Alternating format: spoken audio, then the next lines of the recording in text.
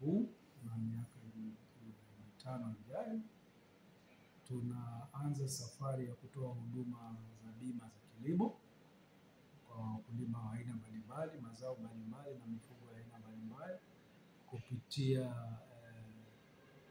bima skimu ya bima ya kilimo ambayo inaandaliwa kwa kushirikiana na Wizara ya Fedha na Idara ya Kilimo.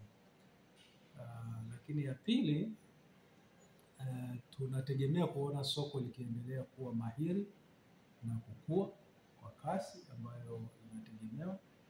Hatutegemea kukua kwa 15% ambayo tumekuwa nayo kwa miaka 5 iliyopita. Kwa hiyo kwa ufupi ni stable market. Kwa hiyo tunakaribisha wawekezaji waendelee kuwekeza kwenye sekta. Sekta inasimamiwa vizuri.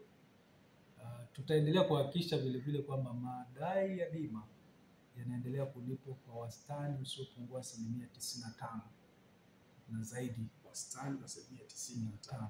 Kazi yote yalipwe kwa wakati.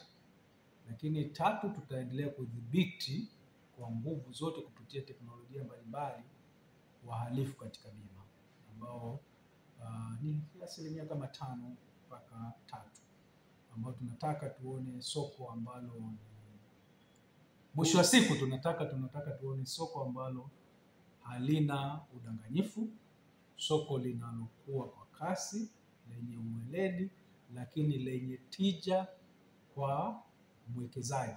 Mwekezaji aone kwamba akiwekeza kwenye bima anapata faida ya uwekezaji wake, lakini mwenye kununua bima aone faida ya kununua bima yake alipo kwa wakati na kwa stahiki.